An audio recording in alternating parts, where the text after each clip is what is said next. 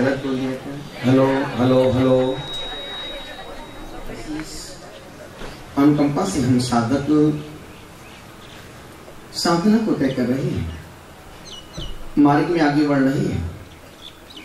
उन पावन श्रद्धेय गुरुवर के चरणों में हम साधकों का कोटि सा प्रणाम। आपकी संत आस्था प्रभु भक्ति को प्रणाम करता हूं। मेरे आशीष स्वीकार करें। दोनों हाथों को जोड़ें, अपने रीढ़ को सीधा करें, करें प्रभु का सुमरण यानी कि मंगलाचरण।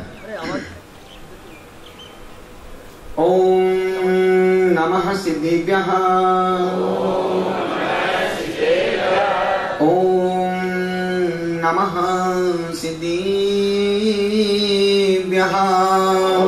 ओम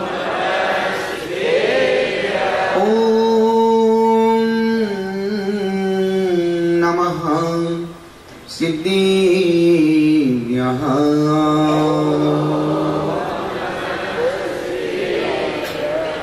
मंगलम भगवान वीरो, मंगलम गौतमो गणी, मंगलम कुंद कुंदाद्यो, जय धर्मोस्तु मंगलम। सर्वमंगल मांगल्यम सर्वकल्याणकारिकम, प्रधानां सर्वधर्माणां जैनं जयतु-शासनं, जैनं जयतु-शासनं, जैनं जयतु-शासनं। प्रधानां सर्वधर्माणां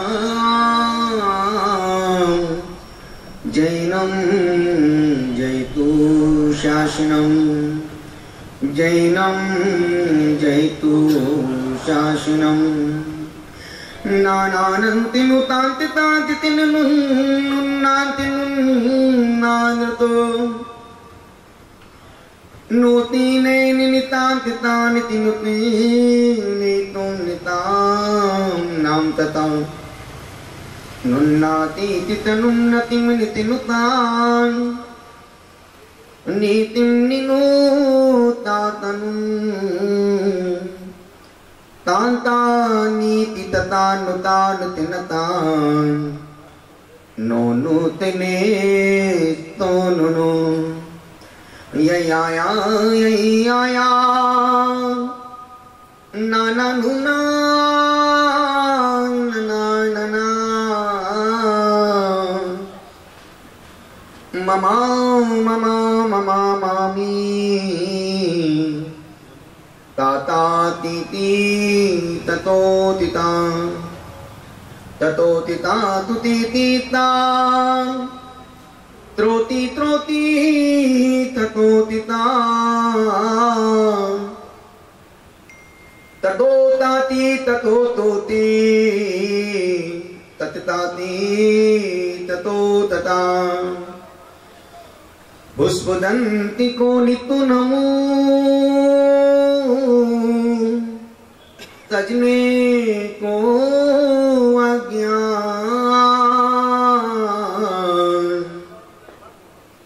दो आशीष अभय मुझे, करूं आत्मिक कल्याण।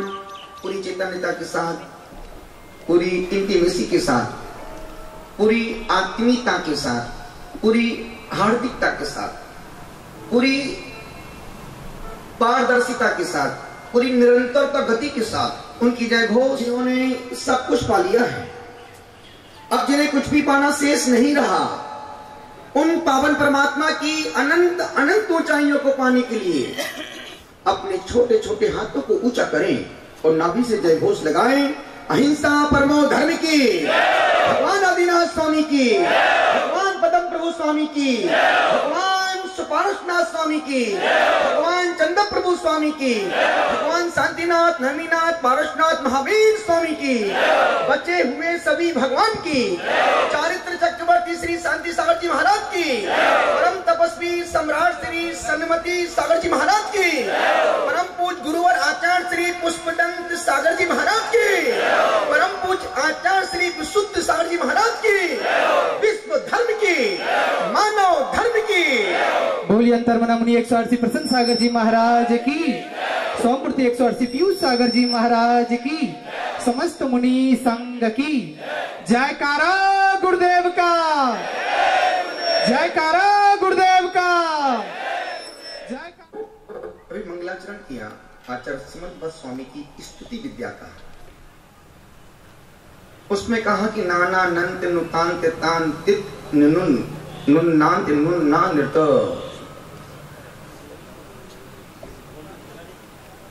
हे परमात्मा, आप पाप रहित हो। कौन कह रहा है? आचार्य समर्थ भक्त स्वामी। किससे कह रहे हैं? कि परमात्मा से। हे परमात्मा, तुम पाप रहित हो। फिर कहा नीनुन नुन्नांत नुन्ना नृत, अनंत गुणों की खान हो। गुणों की खान कौन है? अब हम कुछ भी बोले, आपको क्या बोलना है? परमात्मा। क्या बोलने का? हम कुछ भी बोले, क्या बोलने का? क्या बोलने का? पीछे वाले क्या सब मौन बैठे हैं? हम कुछ भी बोले, क्या बोलने का? पापों से रहित कौन है? अनंत गुणों की खान कौन है? राग द्वेष से मोह से रहित कौन है? अनंत सुख को देने वाला कौन है? अभी हम क्या बोला आपको? हम कुछ भी बोले, क्या बोलने का? परमात्मा। समर्थ स्वामी कह रहे हैं कि हे परमात्मा, आप ही हमें जन्म मरण के दुखों से मुक्त कर सकते हैं। दुखों से मुक्त कौन कर सकता है? अब आपसे एक प्रश्न पूछ रहा हूं, आप मंदिर क्यों जाते हैं?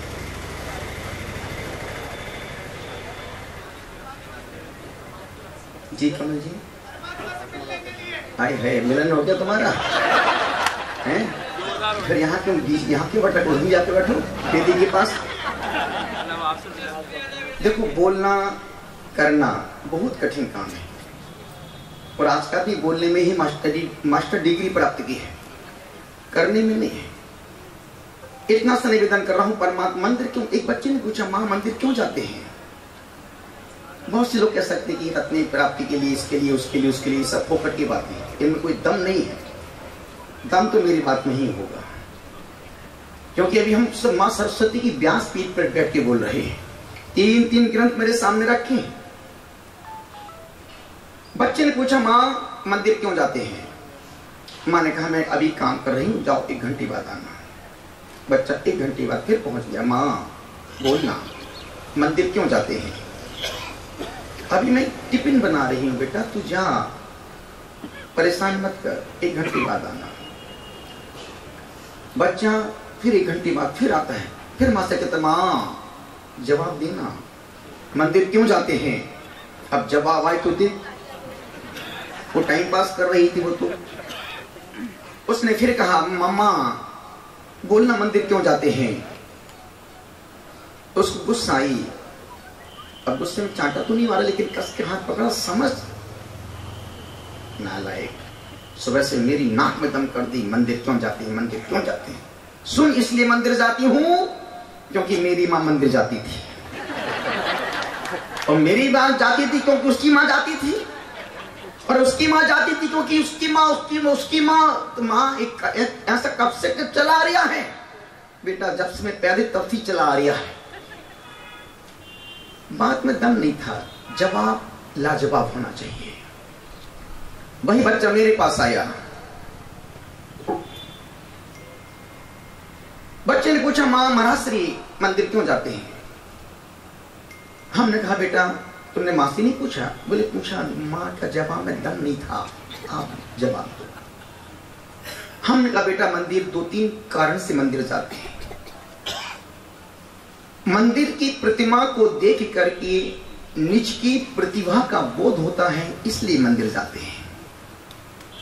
एक पत्थर परमात्मा बन गया, एक पत्थर एक बार मंदिर गया, एक पत्थर एक बार मंदिर गया, भगवान बन गया। आदमी जिंदगी भर मंदिर गया, इंसान नहीं बन पाया। हमने कहा बेटा मंदिर की प्रतिमा को देख करके निज की प्रतिभा का बोध होता है, इसलिए मंदिर जाते हैं। मंदिर जाने से मन कुछ समय के लिए स्थिर हो जाता है, इसलिए मंदिर जाते हैं। मंदिर इसलिए जाते हैं क्योंकि मंदिर जाने से पाप कटता है और पुण्य बढ़ता है। मंदिर इसलिए जाते हैं क्योंकि मंदिर पवित्र स्थान है। जिस प्रकार से भोजन किचन में अच्छा लगता है और मल का विसर्जन पाखाने में अच्छा लगता है। यदि कोई व्यक्ति किचन में वो करे और वो भोजन का काम वहां जाके करे तो शोभा प्राप्त नहीं होगी, आनंद नहीं आएगा, भोजन नहीं कर पाएगा व्यक्ति। निवेदन कर रहा हूं, मंदिर क्यों जाते हैं? और बचपन से हम मंदिर जाते हैं, किस लिए जाते हैं? कि दुख को कम खो वो ही लाओ, सुबह गमनम समाही मरणम, जिन गुण संपत्ति। हे परमात्मा, और ऐसा नहीं सिर्फ आप मंदिर जाते हो, संसार में जितने लोग हैं, हर व्यक्ति डायरेक्ट या इनडायरेक्ट परमात्मा की आराधना, अर्चना, पूजा, वंदना कर रहा है। हमने उस पूजा को चाहे नाम नमाज का दिया हो, चाहे प्रेयर का नाम दिया हो, चाहे हमने पाठ का नाम दिया हो, या फिर हमने चाहे नमस्कार का नाम दिया हो, लेकिन नमस्कार, प्रार्थना, पूजा, वंदना हर व्यक्ति कर रहा है। बड़े बड़े आचार्यों ने भगवान को नमस्कार किया, भगवान की पूजा की, वंदना की, उनसे प्रार्थना की कि हे परमात्मा, मैं आपकी अर्चना करता हूं, मैं आपकी पूजा करता हूं, मैं आपकी वंदना करता हूं, मैं आपको नमस्कार करता हूं। नमस्कार क्यों करता? कोई व्यक्ति फोकट में नमस्कार नहीं करता है, कोई व्यक्ति फोकट में गुरु के पीछे नहीं घूमेगा, कोई कारण होगा। यदि व्यक्ति गर्मियों में, ठंडी में पीछे पीछे भाग रहा है तो फोकट में नहीं भाग रहा है। यदि व्यक्ति 10 बार मंदिर जा रहा है, दीप धूप जला दिया है, कोई फोकट में कोई नहीं जाता है बाबू। हम भी 3 बार जाते हैं तो कोई कारण से जाते हैं, कुछ पाने के लिए जाते हैं, और बिना इच्छा के, बिना कारण के कोई व्यक्ति कुछ भी नहीं करता है। हर चीज के पीछे कोई कारण है, हर चीज के पीछे कोई ना कोई कारण छुपा हुआ है। परमात्मा से हमने कहा, हे परमात्मा, आपकी अर्चना करता हूं, पूजा करता हूं, वंदना करता हूं, नमस्कार करता हूं। किस लिए नमस्कार करता हूं? नमस्कार क्यों करते हैं? नमस्कार क्यों करते हैं? क्यों करते हैं? नमस्कार क्यों करते हैं? आपके जवाब मरे हुए होंगे। गुणों को पाने के लिए नमस्कार करते हैं, और एक टाइम की चाय छूटती नहीं है, गुणों को पाने के लिए नमस्कार कर रहा है। निवेदन कर रहा हूं, बड़े बड़े आचार्यों ने नमस्कार किया है, और मैं भी करता हूं, और आप भी करते हो, और आप भी करते ही रहेंगे। और नमस्कार क्यों करते हैं? क्यों का जवाब लॉजिकल दे रहा हूं। नमोकार मंत्र में कितनी बार नमस्कार किया गया है? नमोकार मंत्र में कितने बार नमस्कार किया गया? एक एक पद में एक एक बार नमस्कार किया। नमो अरिहंताणम, अरिहंतों को, नमो सिद्धाणम, सिद्धों को, नमो आईरियाणम, आचार्यों को, नमो उपाध्यायणम, उपाध्यायों को, नमो लोए सब सर्व साधु परमेष्टि को। क्योंकि अहंकार बहुत मजबूत है, और अहंकार को तोड़ने के लिए आचार्यों ने 5 बार नमोकार महामंत्र में नमस्कार किया। एक बार से ही टूटेगा, दूसरी बार से नहीं टूटेगा, तीसरी बार से नहीं टूटता है, चौथी बार से, और 5वीं बार तक तो टुकड़े टुकड़े हो जाएंगे। कहते हैं ना, यदि ताला चाबी के गुच्छे से ताला नहीं खुल रहा है तो अंतिम चाबी से ताला खुल जाता है। कभी कभी अंतिम चाबी से ताला खुल जाता है। अंतिम नमस्कार, तो नमस्कार के पीछे इतना सा हेतु है, इतना सा कारण है, इतना सा निमित्त है कि मैं अपने अहंकार को तोड़ना चाहता हूं। और अहंकार सबसे खतरनाक है, सबसे खतरनाक यदि आदमी की जिंदगी में है। और जितना दुख आ रहा है तो सिर्फ अहंकार के कारण से आ रहा है, अहंकार के कारण से। और जहां नमोकार है वहां अहंकार नहीं है, जहां अहंकार है वहां नमोकार नहीं है, जहां अहम है वहां अरहम नहीं है, और जहां अरहम है वहां अहम।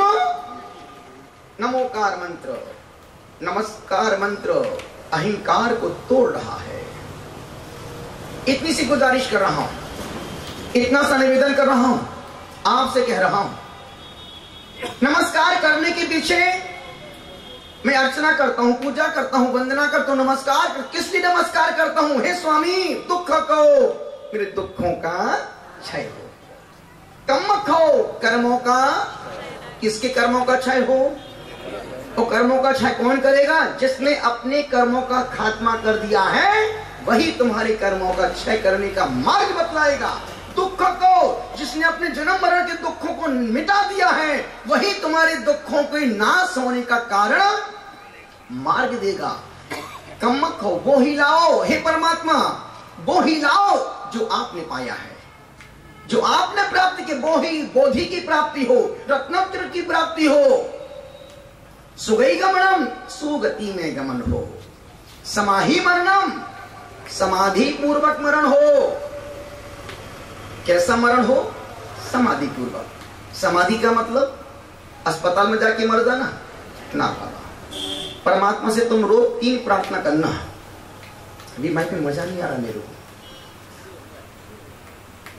परमात्मा से 3 प्रार्थना रोज करना, परमात्मा से 3 प्रार्थना रोज करना कि हे मेरे प्यारे परमात्मा, जब भी मरूं बैठे बैठे मरूं, अस्पताल में पड़े पड़े ना मरूं। जब भी मरूं, जब भी प्रार्थना करो, एक ही प्रार्थना करो, हे परमात्मा जब भी मरूं बैठे बैठे मरूं, अस्पताल में पड़े पड़े ना मरूं। दूसरी प्रार्थना करना, हे मेरे प्यारे परमात्मा जब भी मरूं शरीर से मरूं, मन से मैं कभी ना मरूं। दूसरी प्रार्थना, जब भी मरूं शरीर से मरूं, मन से मैं कभी ना मरूं। और तीसरी प्रार्थना, हे मेरे प्यारे परमात्मा जब भी मरूं एक बार मरूं, बार बार ना मरूं, एक बार मरूं। अभी आज का आदमी सुबह से शाम तक दिन में 20 बार 50 बार मर जाता है। कोई काम बिगड़ जाए, हे भगवान मर जाता तो अच्छा था। जरा से बच्चे के नंबर कम आते, हे भगवान मर जाती तो अच्छा था। जरा सा पति पत्नी अनबन हो जाए, हे भगवान नहीं शादी करती मर जाती तो बहुत अच्छा था। बच्चे काय को बच्चे नहीं होते तो मैं तो कपड़ा सलट गया होता। और शादी के बाद भी अभी तक नहीं सलटा है। शादी हम बच्चों की शादी भी कर दी तब भी अभी तक जी रहा है, अभी तक नहीं सलटा है। निवेदन कर रहा हूं, ये 3 प्रार्थना सम्यक में कारण बन सकती हो। जो लोग मन से मर जाते हैं, मन से निराश हो जाते हैं, मन से हताश हो जाते हैं, मन से टूट जाते हैं, उनका जीवन ऐसा होता है जैसे जलते हैं जिस तरह की गमें जिंदगी नहीं, जलता हुआ दिया हूं मगर रोशनी नहीं। दीपक तो जल रहा है लेकिन दिया तले अंधेरा, दिया तले अंधेरा। इसलिए जिंदगी में शरीर से मरना, मन से कभी भी नहीं मरना। और जो लोग मन से मर जाते हैं उनका जीवन और सरल शब्दों में ऐसा होता है जैसे ना कोई उमंग है, ना कोई तरंग है, मेरी जिंदगी है क्या एक कटीर। एक माइक लगा दी भाई, हमारी अनुराधा पुरवाले ही तो बैठी है। आज तो बम्बई से बुला के खर्चा करते हैं, इनको तो मौका नहीं मिल पाता गाने का, ना कोई उमंग है। अब जीवन ऐसा जैसे भवक्रिया हो नहीं। और ध्यान रखना, यदि आप निराश हैं तो मान के चलना कि तुम अतीत का जीवन जी रहे हो। यदि तुम निराश हो तो मान के चलना कि तुम अतीत का जीवन जी रहे हो। यदि तुम चिंतित परेशान हो, तुम भविष्य की सोच करके तुम चिंतित परेशान हो, तो तुम स्वस्थ प्रसन्न हो तो तुम आज का वर्तमान का जीवन जी रहे हो। वर्तमान का जीवन हाथ में है, इसलिए निवेदन कर रहा हूं। और मैं देखता हूं कि इंसान रोते रोते पैदा होता है, शिकायत करते करते जीता है और निराश होकर के किसने कहा मर जाता। क्यों मर रहे हो बाबू, मत मरो। इतना सा निवेदन कर रहा हूं, आपसे कह रहा हूं कि जिंदगी बहुत खुशनुमा है, जिंदगी बड़ी हसीन और खुशनुमा है, बस शुरू के 60-70 साल तक की परेशानी है, उसके बाद तो आराम ही आराम है। जिंदगी बड़ी खुशनुमा है, शुरू के 60-70 साल तक की परेशानी, उसके बाद तो आराम ही आराम है। फिर मुख में एक भी दांत फिर तो बस जीवन। इतना निवेदन कर रहा हूं, अपनी बात पर आरंभ कर रहा हूं। एक छोटी सी कहानी मुझे याद आ रही है। एक संत बहुत बीमार था, बहुत बीमार था। अब मरा की कम मरा, अब मरा की कम मरा, अब मरा की कम मरा। शिष्यों ने कहा गुरुदेव उपचार के लिए बहुत दूर दूर से वैद्य को बुलाया, हकीम को बुलाया, लेकिन वो रोग पकड़ में नहीं आ रहा था। एक वैद्य मिल गया और वैद्य ने कहा एक जड़ी बूटी है, यदि जड़ी बूटी का पानी 2 दिन पिला दिया जाए तो गुरु फिर से 30 साल 40 साल तक फिर जिंदा रह सकते हैं। तो वो जड़ी बूटी नहीं मिल रही थी। किसी वैद्य ने कहा कि उस संत से कहा कि महात्मा जी, संत श्री आप एक काम करो, इस नगर को छोड़ दो और आप यहां से किसी दूसरे गांव में चले जाओ, हो सकता कहीं रास्ते में बिहार में जड़ी बूटी मिल जाए। बस फिर क्या था, वहां से बिहार संत निकल गया, बिहार किया। एक कुएं के पास बहुत से लोग पानी भर रहे थे। शिष्य ने जाकर पूछा भाई एक जड़ी बूटी किस गांव में मिल जाएगी क्या? वो व्यक्ति समझता था, बुजुर्ग आदमी था, उसने कहा हाँ, अरे ये जड़ी बूटी तो इसी कुएं में लगी है, वो देखो जो कोने में जो पेड़ छोटा पौधा लगा है ना, यही जड़ी बूटी है वो। उस शिष्य ने आओ देखा ना ताओ, आओ देखा ना ताओ, और इसने कहा कुएं में कूद गया। जब तक मैं नहीं बोलूंगा तब तक वो कूदने वाला है। प्रवचन मैं कर रही हूँ कि तुम कर रही हो। अभी नहीं कूदा, अभी रस्सी बांध लिया, क्या कर लोगे तुम? तुम तो उसके पीछे बैठे कूदाने के लिए, कूचा कूचा। अभी नहीं कूदा, रस्सी बांध लिया था और उसने रस्सी बांधी और झटके वे कुएं में। मैं जब बोल तभी कूदेगा। और झटके में रस्सी बांधी और झटके में कुएं में कूद गया। अब कूदा और जैसे ही कूदा उसने उस जड़ी बूटी को निकाला और कम से कम वो 500 फीट नीचे कुआ, बहुत गहरा, बहुत गहरा था, बहुत गहरा कुआ था। पानी कम था, गहराई बहुत ज्यादा थी। और उसने जैसे जड़ी बूटी को निकाला और फटाफट फटाफट फटाफट फटाफट चढ़ते चढ़ते चढ़ते चढ़ते चढ़ते चढ़ते कुएं के बाहर आ गया।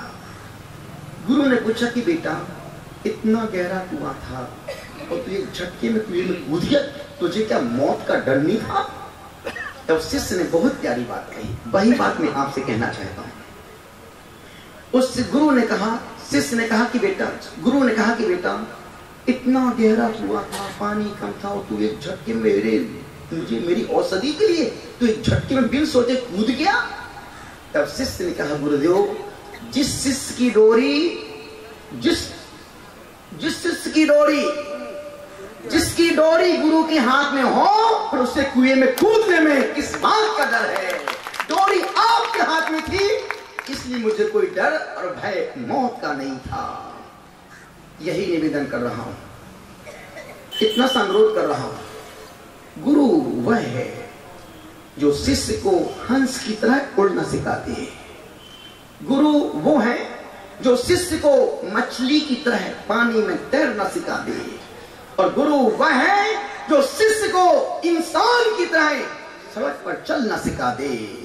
गुरु उड़ना सिखाता है, गुरु तैरना सिखाता है और गुरु चलना सिखाता है। लेकिन गुरु गुरु होना चाहिए, गुरु घंटाल नहीं होना चाहिए।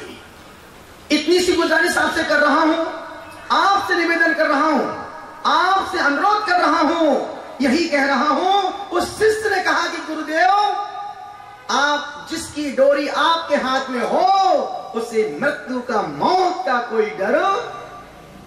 यदि चींटी को दिल्ली जाना है तो वो चींटी भीलवाड़ा से दिल्ली जा सकती है? एक दिन में क्या कहीं किस लड़ जाएगी? चींटी को दिल्ली जाना है तो क्या चींटी अपने दम पर जा सकती है? नहीं जा सकती। यदि हाँ, कोई व्यक्ति यहां से दिल्ली जा रहा हो और वो चींटी उसकी अटैची में कपड़े के साथ बैठ जाए तो 2 घंटे में भीलवाड़ा से दिल्ली पहुंच जाएगी।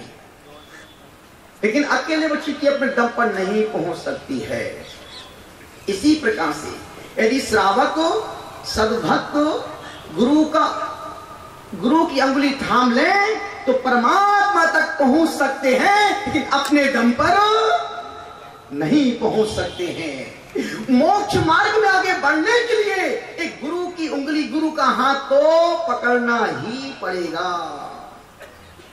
बिना गुरु के हाथ पकड़े संसार से पार होना बहुत कठिन काम है, बहुत कठिन काम है, बहुत कठिन काम है, बहुत कठिन काम है। इतना ही निवेदन कर रहा हूं, इतनी सी गुजारिश कर रहा हूं, जिंदगी में एक गुरु को बना के रखना, गुरु का चुनाव करके रखना। गुरु मत बनाना, गुरु मत बनाना, तुम शिष्य बन जाना। हमने दीक्षा को 28-29 साल हो रहे हैं, हमने अभी तक गुरु नहीं बनाया। तो गुरुदेव फिर पिच्छी कहां से आई आपके पास? मुझे आचार्य श्री पिच्छी दी है। हमने गुरु नहीं बनाया है, हमने गुरु बनाया नहीं है, मैं उनका शिष्य बन गया। ये लोग बोलते हैं गुरुदेव मेरे गुरु, मेरे गुरु, मेरे गुरु। ना बाबा, वो उनका अहंकार बोल रहा है, वो उनका अहंकार बोलता है। नहीं, बनाने में अहंकार है और बनने में समर्पण है, प्रेम है, श्रद्धा है, विश्वास है, आस्था है और अकाट आस्था है। यदि तुम गुरु बनाते हो तो तुम कभी भी गुरु को छोड़ सकते हो। क्यों? तुमने बनाया है। और जब तुम शिष्य बनते हो तो अंतिम श्वास तक कैसी भी स्थितियां, परिस्थितियां निर्मित हो जाएं, लेकिन गुरु से कभी समझौता नहीं। मेरा भगवान, जिस पत्थर को हमने भगवान मान लिया है, अब वो जिंदगी भर भगवान ही रहेगा। आपसे निवेदन कर रहा हूं, आपसे गुजारिश कर रहा हूं, गुरु बनाने से कल्याण नहीं होगा, शिष्य बनने से कल्याण का मार्ग प्रशस्त होगा। जो पाप के नशे को मिटा दे वो गुरु है, और जो पाप को मिटा करके परमात्मा के द्वार पर ले जाए वो गुरु है। इसलिए तो कब पंजाबियों ने, सरदारों ने, सिख संप्रदाय ने अपने प्रार्थना स्थली का नाम रखा गुरुद्वारा। गुरुद्वारा, गुरुद्वारा क्यों रखा है? क्योंकि जो गुरु के द्वार से गुजरेगा वही शिष्य परमात्मा बनेगा। लड़की जब भी मां बनेगी विवाह के बाद ही बनेगी, और जो लड़कियां बिन विवाह की मां बन जाती हैं समाज उनको एक्सेप्ट नहीं कर पाता है, समाज उन्हें स्वीकार नहीं कर पाता है। क्यों? क्योंकि वो बिन विवाह की मां बनी है। मोक्ष मार्ग तय करना पड़ेगा, और मोक्ष मार्ग तय तभी होगा जब मोक्ष मार्गी के चरणों में हमने अपना जीवन समर्पित किया होगा। इतने सारे लोग बैठे हैं, इतने सारे लोग बैठे हैं, इतने सारे लोग बैठे हैं।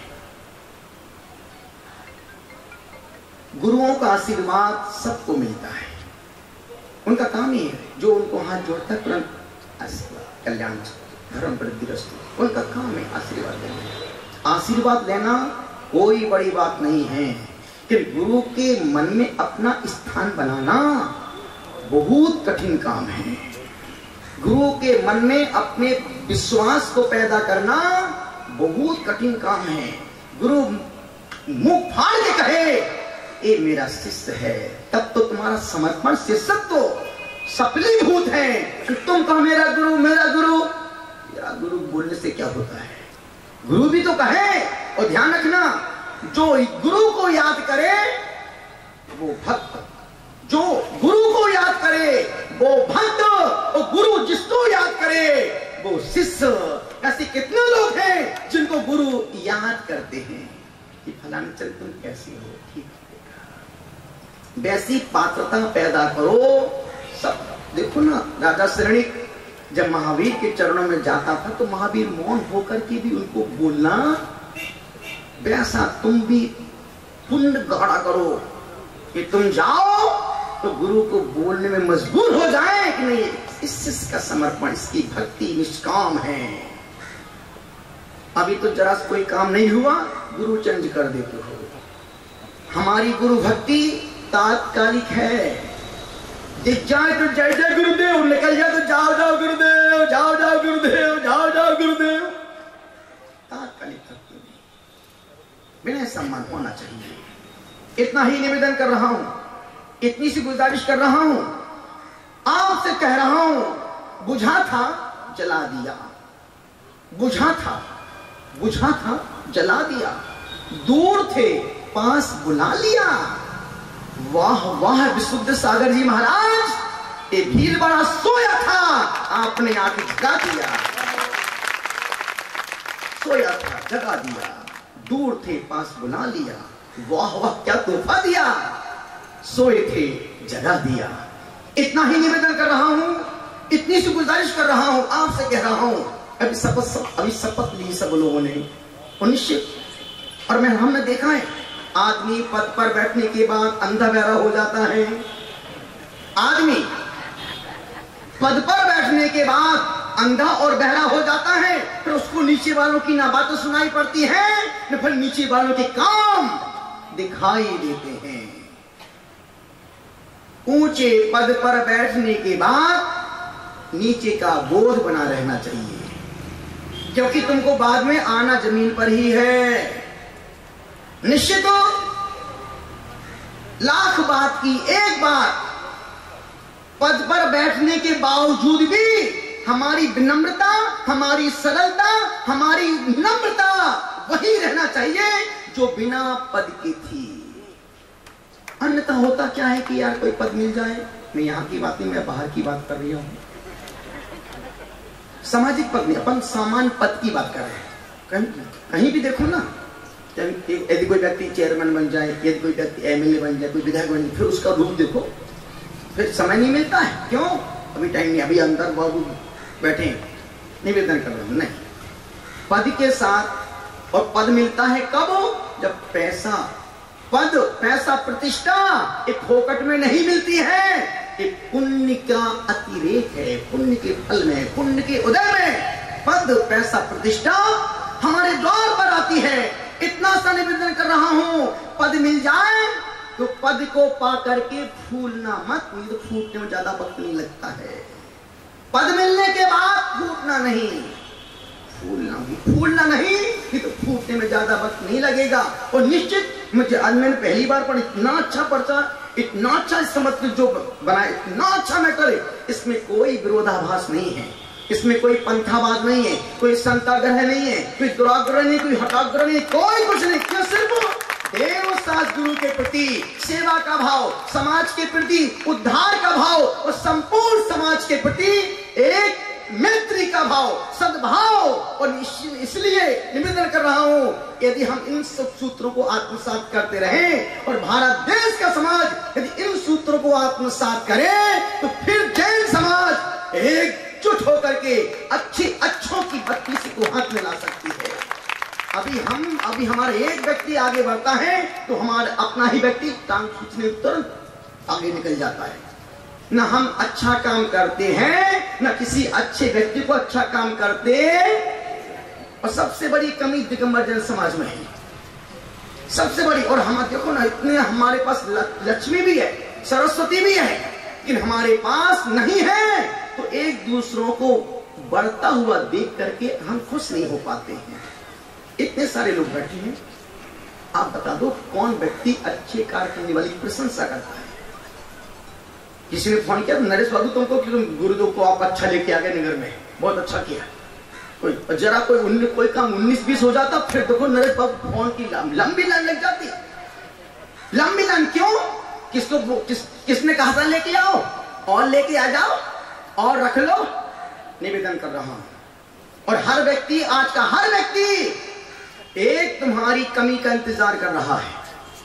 हर व्यक्ति एक तुम्हारी कमजोरी का इंतजार, एक कमी दिख जाए फिर देखो पूरा शहर तुम्हारे घर के पास ही आ जाए। कभी कभी अपनों की प्रशंसा करना भी सीखो। एक है कौन? हमारे अपने समाज के व्यक्ति हैं, हमारे ही अपने व्यक्ति हैं। कहते हैं ना, दोस्त फैल हो जाए तो दुख होता है, दोस्त फैल हो जाए तो दुख होता है, और पास हो जाए तो और दुख होता है। एक अम्मा कैसे निकल गया? अरे इसकी तो कोई अहमियत औकात ही नहीं थी, तो कहां से कहां पहुंच गया। एक चाय बेचने वाला देखो प्रधानमंत्री बन गया। नहीं, वो चाय बनाने वाला प्रधानमंत्री नहीं बना, उसकी वाणी, व्यवहार, सेवा नहीं, वो कद और पद दिया है। तो संकल्प लेना सरल है, लेकिन संकल्प को निभाना बहुत कठिन काम। और हर संकल्प की परीक्षा होती है। कल भी हमने बात कही थी कि संपूर्ण समाज एकजुट होकर के जब कभी भविष्य में कोई भी संत समुदाय आता है, इकट्ठा होकर पूरे गाजे बाजे के साथ, धूमधाम के साथ लेकर के आओ। यदि ठहरते हैं तो भैया बेटी करो, व्यवस्था बनाओ, और जाते हैं तो नगर के बाहर तक उनको सा सम्मान छोड़ने जाओ। इस श्रावक का फर्ज और कर्तव्य है। आते हुए को यदि कोई आ रहा है, लेने जाओ, ठहरता है व्यवस्था करो, जाता है उसको छोड़ने के बाहर तक जाओ। श्रावक धर्म यही कहता है। इतना ही निवेदन कर रहा हूं, आपसे गुजारिश कर रहा हूं, आपसे कह रहा हूं, और आपके लिए कह रहा हूं, अब से गुरु की जय घोष मत लगाओ। और जय घोष लगाने से क्या होगा? कुछ नहीं होगा। कितनी बोलो विष्णु सागर की जय, विद्यासागर की जय, पुष्पगुरु सागर की जय, उनकी जय बोलने से कुछ नहीं होगा। यदि कुछ होगा तो तब होगा जब हम उनके आदर्शों को, उनके आचरण को, उनके त्याग को आत्मसात करेंगे, तब उनकी जय घोष अपने आप हो जाएगी। यदि हम जय उनकी बोल रहे हैं और रात में खा रहे हैं, तो उनकी तो अप्रभावना कर रहे हो। यदि हम जय घोष उनकी बोल रहे हैं तो तुम गुटखा खा रहे हो, तो तुमने उनकी बदनामी कर दी। पर उनका शिष्य गुटखा खा रहा है, उनका शिष्य रात में बोतल खोल के पानी पी रहा है, उनका शिष्य वहां जाके देखो नंबर 2 के काम कर रहा है। नहीं, जय घोष तभी लगाओ जब तुम उनके आचरण को, आदर्श को, उनके त्याग को अपने जीवन में आत्मसात कर पाओ।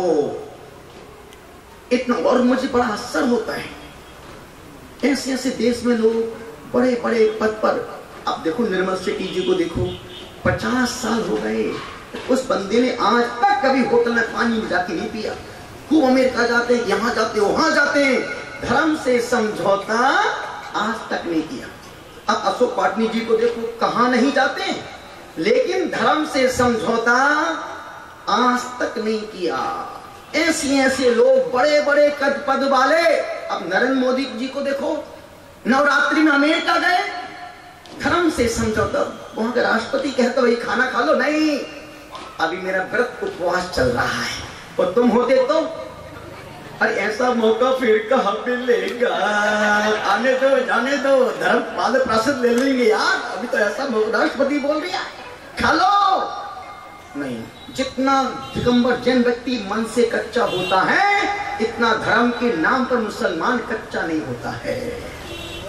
हम जितने जल्दी नियम लेते हैं, उससे जल्दी नियम किसने कहा तोड़ देते हैं। नहीं तोड़ो बाबा, नहीं तोड़ो। और हर नियम की, हर संकल्प की परीक्षा अजमेर में था पिछले दिनों। एक नियम दे दिया कि आज 12 से 5 बीच में चाय मत पीना। गलियां लोग कैसे खोज लेते हैं। नियम दे दिया। एक महिला बोली, गुरुदेव आप क्या आए यहाँ पर, मेरे सिर में दर्द हो गया। मैंने कहा चला जाऊं। बोल जाओ मत, अब जितने दिन रहो, लेकिन चाय का नियम मत देना। उसकी दूसरी फ्रेंड थी, बोली गुरुदेव मुझे तो बहुत अच्छा लगा, हमने तुमने नियम निभाया। बोले हाँ। बोले मैं तो दिन में 20 बार चाय पीती हूँ। हमने कहा अच्छा, फिर तो आज तेरे सिर में दर्द नहीं। गुरुदेव आपने नियम दिया था 12 से 5 के बीच में चाय नहीं पीना। हमने 12 बजे 10 मिनट की देरी थी, एक गिलास बना के चाय पी ली, 5 घंटे बिंदास निकल गए। गलियां खोजने में हम मास्टरमाइंड हैं। एक व्यक्ति ने उदयपुर में चतुर्मास किया था, नियम दिया आज रात में तकिया लगा के नहीं सोना है। तकिया, कुछ चीजें सुनने में बहुत सरल लगती हैं, इजी लगती हैं, कि बाद में जाओ तो बहुत कठिन हो जाता है। नियम तो दे दिया, तकिया लगा के नहीं सोना। सुबह व्यक्ति आया, गर्दन टेढ़ी कर गिव करके आया। हमने भी क्या हो गया, अरे गुरुदेव आपका आशीर्वाद है। हमने पगला कोई गर्दन टेढ़ी होने का आशीर्वाद देता है क्या? नहीं गुरुदेव आपने नियम दिया था ना, मैं पहली बार तो बिन तकिए के सोया, अब एक दर्द हो गया। तुम्ही ने दर्द दिया, तुम्ही ने दर्द दिया, अब तुम्ही दबा देना गरीब जान के।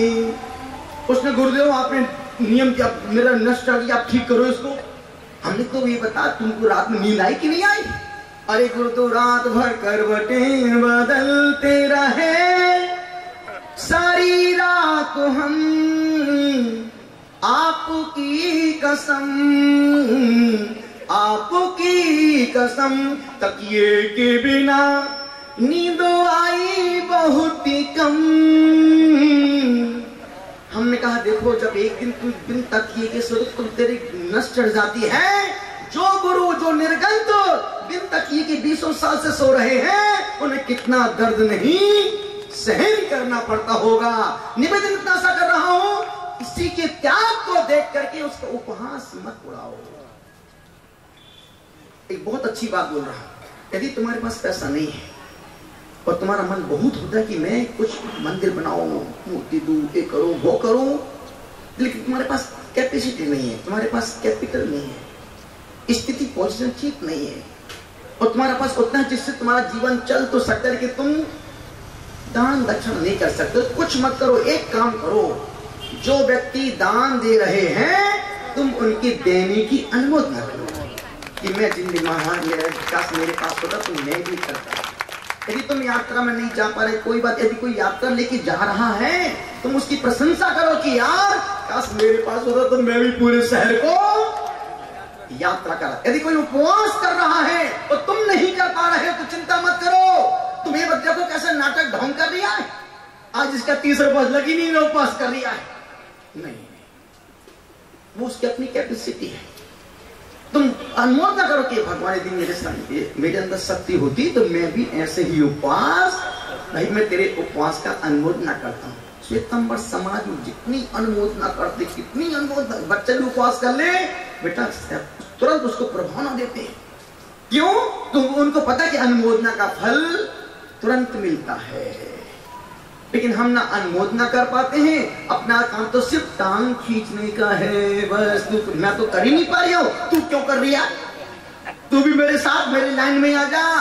इतना सा निवेदन कर रहा हूं, आपसे अनुरोध गुजारिश कर रहा हूं, यदि कोई व्यक्ति कोई शुभ कार्य, श्रेष्ठ कार्य, मंगल कार्य कर रहा है तो आप उसकी अनुमोदना करो कि भाई तुमने बहुत अच्छा काम किया, मैं तो नहीं कर सकता हूं, मैं तो नहीं कर पाया, लेकिन तुमने किया है।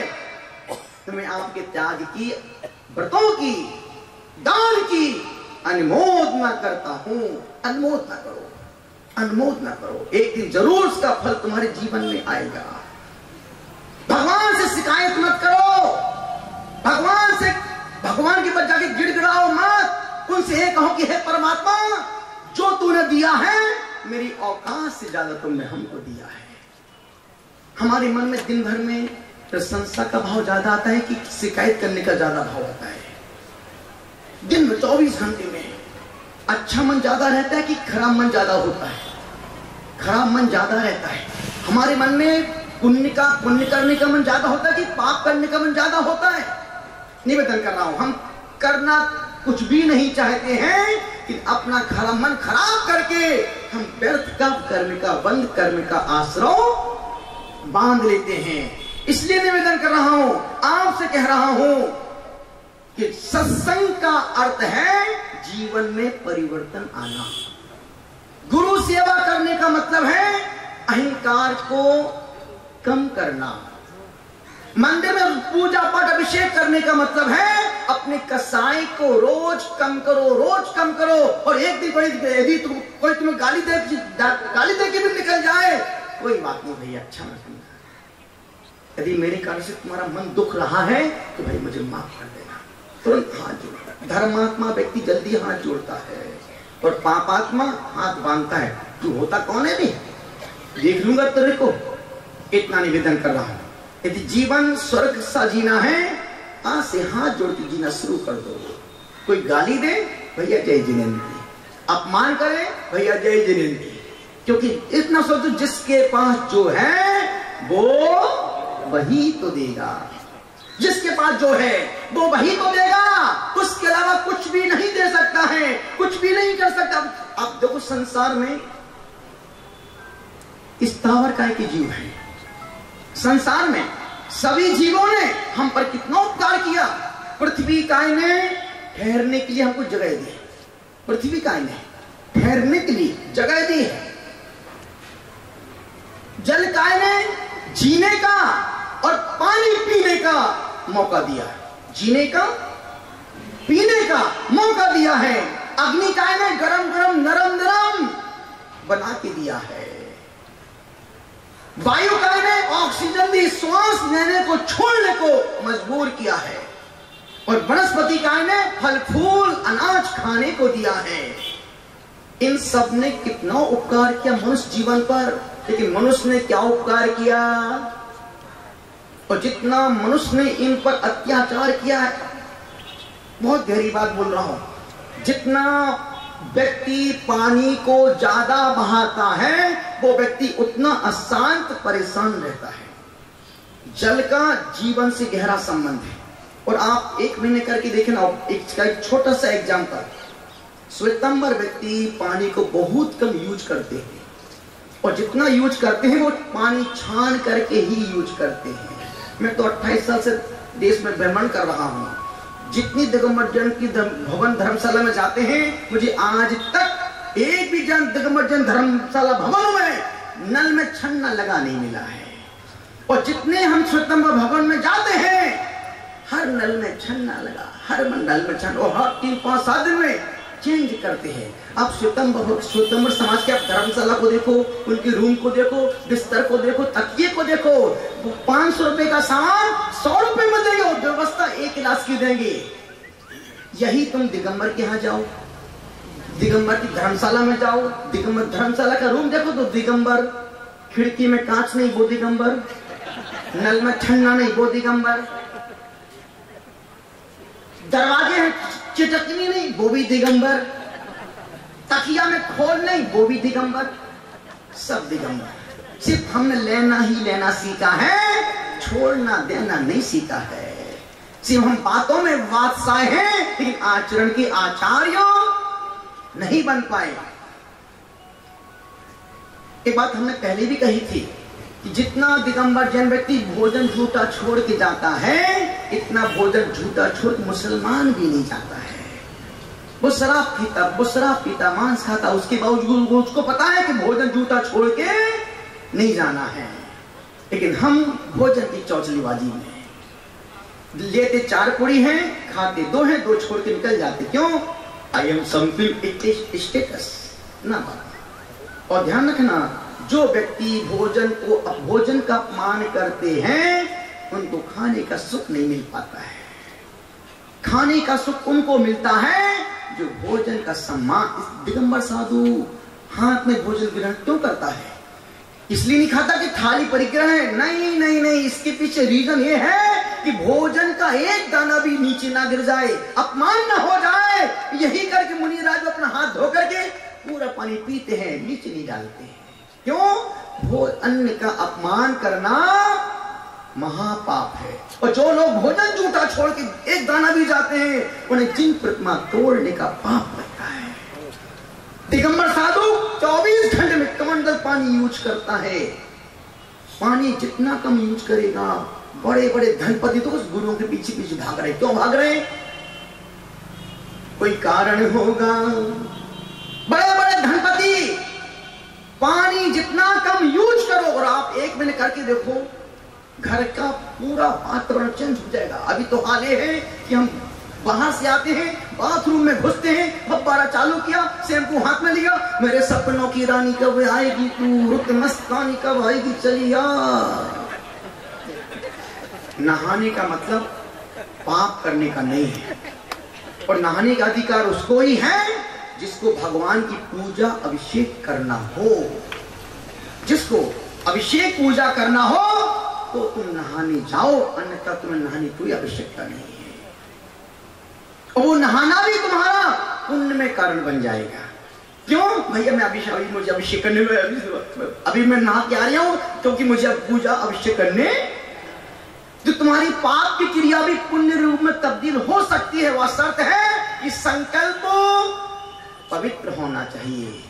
और जिन लोगों ने भोजन झूठा छोड़ा है ना, उनको देखो, उनकी भोजन की थाली देखो, लौकी की सब्जी, उबली हुई दाल का पानी और रोटी की ऊपर की परत सेठ जी खा रहे हैं। और उनका नौकर देखो बिंदास, वो पगला रामलाल रसगुल्ले खा रही है, मालिक को दिखा रस निचोड़ के खा रही है, इडली खा रही है, डोसा खा रही है, चमचम खा रही है, और मालिक सुन रही देखा, बेटा मालिक मजा आ रही है। निवेदन कर रहा हूँ, एक सज्जन बोले गुरुदेव मैं 20 साल से शक्कर नहीं खा रहा हूँ। हमने क्या? क्यों? बोले डायबिटीज हो गई। हमने की मजबूरी का नाम क्या? महात्मा बोलो सोनिया गांधी। और ध्यान रखना, त्याग योगी बन के करना, रोगी बन के त्याग, रोगी बन के त्याग मत करना। जब भी त्याग करना योगी बन के करना। जब 56 पकवान सामने आए तो फिर कहना आज मैं रसगुल्ला नहीं खाऊंगा। यहां तो उल्टा हो रहा है, नहीं मिली अच्छी नारी तो बन गए बाल ब्रह्मचारी। आपसे निवेदन कर रहा हूं, इतनी सी गुजारिश कर रहा हूं आपसे कि जीवन में छोटी छोटी बातें हमारे जीवन को परेशान और अशांत कर देती है, जीवन को परेशान अशांत कर देती है। इतनी सी गुजारिश कर रहा हूं आपसे, यदि आप लोकल में ही रहते हो तो संकल्प लो कि जिस मंदिर में हम जाते हैं, जिस मंदिर से हम जुड़े हुए हैं, जो मंदिर हमारी कॉलोनी का मुख्य है, हम उस मंदिर की मूल प्रतिमा की रोज घर में एक माला फेरेंगे। गहरी बात बोल रहा हूं। जिस मंदिर से जिसका परिवार जुड़ा हो, उस मंदिर की मूल प्रतिमा की घर में एक माला रोज फेरो, क्योंकि मंदिर से तुम्हारा घर का संबंध है, मंदिर के देवता से तुम्हारे घर का संबंध है। तुम्हारी पहचान भाई कौन सी कॉलोनी से? भाई हम इस यहां से आए हैं। आपके मूल नायक भगवान कौन से हैं? हमारे मूल नायक भगवान सुपारसनाथ स्वामी हैं। जब कभी कोई संकट आए, घर में माला फेरो, एक दीपक जलाओ, क्योंकि मूल नायक मंदिर का संबंध तुम्हारे घर से गहरा है। और घर में तुम अपने 5 चीजें, घर में प्रत्येक जन घर में ये 5 चीज तो होना ही चाहिए। घर में तुम्हारे घर में एक मंगल कलश हो, घर में एक मंगल कलश हो, और वो कलश मंगल ही हो, अमंगल ना हो। अमंगल के बाद अभी तुम्हारे घर में कलशों के ढेर लगे पड़े हैं, कलशों की दुकान लगा के रखी है, और कलश में हाथ डालो तो पूरा हाथ गंदा हो जाए, वो मंगल कलश नहीं है। कलश रखना है तो कलश भले वो तांबे का लोटा हो, चांदी का हो, सोने का, लेकिन जो भी हो मंगल शुभ श्रेष्ठ हो। कलश मंगल, उसकी सामग्री, उस कलश कभी भी घर का कलश खाली नहीं रखना, उसको पूरा भर के रखो। जिन घर के कलश खाली होते हैं जिंदगी भर कमाते हैं और रोते ही रहते हैं, अरे यार पैसा दिखता ही नहीं, आते ही नहीं, जाते नहीं। घर का मंगल कलश मंगल द्रव्य सामग्री से भर के रखो, और वैसी सामग्री उसमें रखो जो सामग्री 100 साल तक खराब ना हो।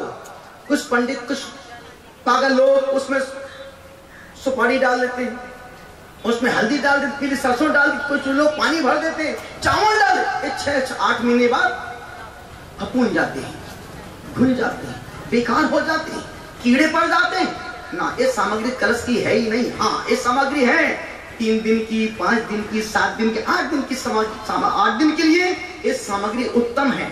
लेकिन यदि कलश में भर के रखना ही है और 100 साल तक भी रखी जाए, वो सब कभी सड़ने वाली नहीं है। उसमें आप लौंग भरो, लौंग जो कभी घुलती नहीं है, सड़ती नहीं है। लवंग से लक्ष्मी का गहरा संबंध है। आप उस कलश में नवरत्न डालो। नवरत्न डालने से कभी तुम्हारे घर में कोई ग्रह खराब नहीं होगा। क्यों? घर का मंगल कलश में ये सामग्री पड़ी हुई है। उस कलश में आप डालो मरकरी, पारा डालो, पारा। पारा डालने से घर कभी तुम्हारा बिखरेगा नहीं, कभी परिवार टूट, क्योंकि पारा दूर नीचे, पारा जमीन में डालने के बाद भी इकट्ठा एक में खो जाता है। चौथा, आप उसमें चांदी का सिक्का डालो ताकि मानसिक तनाव को वो चांदी का सिक्का, क्यों? घर का मंगल कलश पूरे घर को ऊर्जा दे रहा है। तो चांदी डालने से वो कलश में घर में मानसिक तनाव नहीं बढ़ेगा। अभी तो बाप बेटी की नहीं सुन पा रहा है, सास बहू को देख नहीं पा रही है, और बेटी माँ की दुश्मन बन के बैठी है। एक दूसरे की बातों विरोधाभास चल रहा है। क्यों? बस वो, और मन में किसी के पाप नहीं है, लेकिन हम किसी को सुन नहीं पा रहे, तनाव बहुत बढ़ रहा है। 5वीं सामग्री लवंग, पारा, रत्न, चांदी का सिक्का और उसमें एक इत्र की शीशी। इत्र की शीशी से वो संपूर्ण सामग्री ऊर्जावान, और उसकी खुशबू धीरे धीरे बाहर निकलती रहेगी। ये 5 सामग्री। और कपूर 100 साल कपूर उड़ सकता है, लेकिन कपूर कभी भी कपूर ना घुलने वाला है और ना कभी। अब ये सामग्री आप कलश में डाल के रखो, और फिर जो घर में कैसा वातावरण, घर का वातावरण कैसे नहीं बदलता है। पहला, एक घर में मंगल कलश हो। दूसरा, घर में एक यंत्र हो। 10 यंत्र की दुकान मत लगाओ। अब घर में जो यंत्र रखे, एक उल्टा पड़ा है, एक सीधा पड़ा है, एक टेढ़ा पड़ा है, तो घर में उल्टा पुल्टा तो होना ही होना है। एक रखो, भली वो तांबे का हो, चांदी का हो, सोने का हो, एक यंत्र कलश के सामने रखो ताकि उसकी आराधना हो सके। तीसरा, घर में एक माला हो। माला वो सूत की हो या धागे की हो या फिर चांदी की, लेकिन प्लास्टिक की नहीं होना। कांच की माला घर में फेरने के लिए नहीं होना। चौथा, घर में एक मंत्र हो। जो व्यक्ति जिस मंदिर से जुड़ा हो, उस मूल मंदिर की मूल प्रतिमा का घर में एक माला जाप करना चाहिए, होना चाहिए। 5वां, घर में एक जोड़ी शुद्ध धोती दुपट्टे हो, केसरिया साड़ी हो। कभी कोई निमित्त प्रसंग आ जाए तो मंदिर कपड़े में मंदिर ना भागे, अपने उन कपड़ों को उठाओ, पहनो और जाप करने के लिए बैठ जाओ। 6वां मंगल सामग्री, घर में एक ग्रंथ होना चाहिए। एक ग्रंथ, भले वो ग्रंथ पद्म पुराण हो, शरणिक चरित हो, शांति पद प्रदर्शक हो, हरिवंश पुराण हो। एक पुराण, जब कभी बहुत अशांति बढ़ रही हो, कुछ मत करो, अपने उस पूजा के स्थान पर जाओ, ग्रंथ के 2 पन्ने पलटो और अपने मन को शांति करो। यदि आपने 6 सामग्री घर में है तुम्हारे, तो कभी घर का वातावरण निगेटिव नहीं हो सकता है।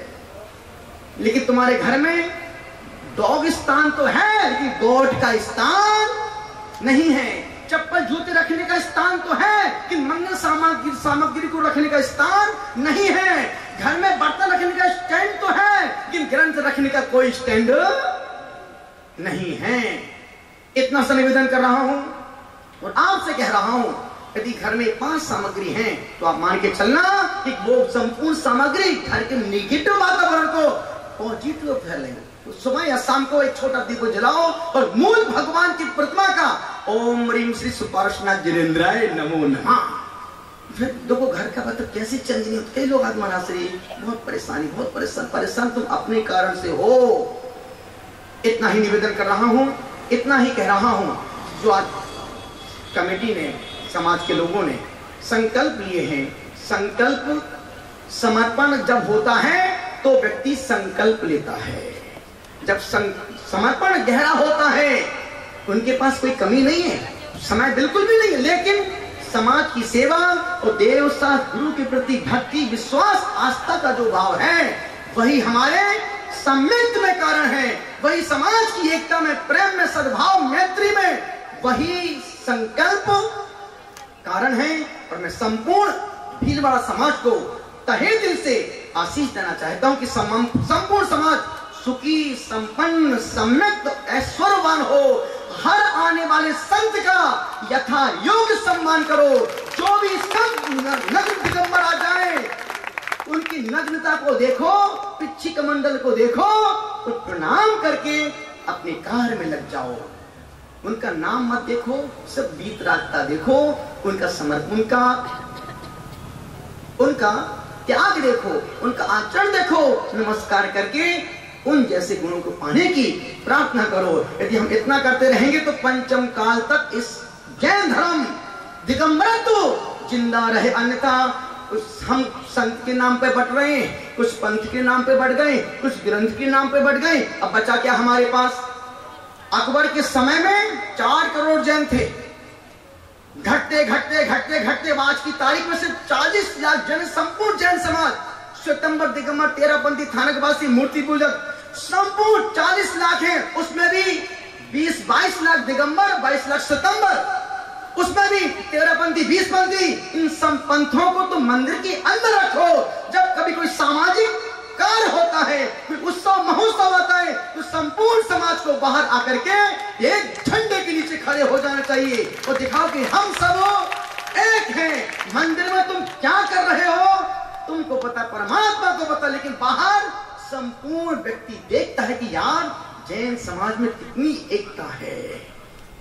मंदिर में तुम 20पंथी रहो, 13पंथी अंदर रहो, लेकिन जब बाहर निकलते हो तो अशोक पाटनी बन जाओ।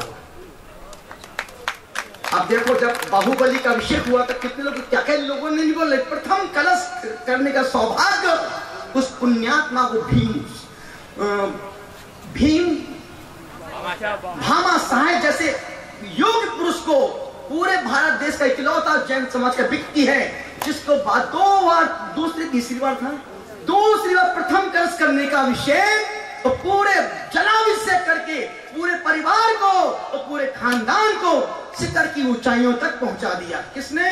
दिल की उदारता। तो हुआ तो सब कुछ हो गया भाई, मैं तो जाऊं नहीं, मरू ही नहीं ना।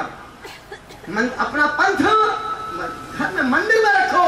जब तुम कभी सामाजिक कार्य में जाते हो तो अपने कर्तव्य का पालन निर्भय करो। इतना ही निवेदन कर रहा हूं, इतना ही कह रहा हूं। हर गुनाह कबूल है हमें, हर गुनाह कबूल है हमें, बस सजा देने वाला बेगुनाह होना चाहिए। हर गुनाह कबूल है हमें, पर सजा देने वाला बेगुनाह होना चाहिए। आप सुन रहे हैं, आपने सुना, अनुग्रहित हो। आपके भीतर बैठे परमात्मा को प्रणाम करता हूं। ओम नमः, जय गुरुदेव, जय महावीर। आज का छोटा सा नियम, वो खाना ठूस ठूस के यहाँ तक खाना, लेकिन आज का नियम कि आज मौन से खाना, मांग मांग के अब आएगा मजा। जो मौन से खाते हैं लोग उनको मना मना के खिलाते हैं। जैसे महाराज साहब एक रसगुल्ला और ले लो, एक और ले लो, एक खाते हैं। वो किसने का भिखारी होते हैं? भिखारी नहीं होते, वो भिखारी के बाप होते हैं। हमारे 2 दिन के प्रवासी, यदि आपका मन दुखा हो, आपके श्रद्धा हो, यहाँ से आगे के लिए बड़े आनंद के साथ हम प्रस्थान करेंगे। शाम को ठीक 5 बजे निकलेंगे। रंग हूँ भक्तों के चेहरे का, तुम जितना मुस्कुराते हो मैं उतना निखरता जाता हूँ। तुम जितना मुस्कुराते हो उतना निखरता जाता हूँ। आप सबका मंगल हो, सबका कल्याण हो। महावीर भगवान की बैठे बैठे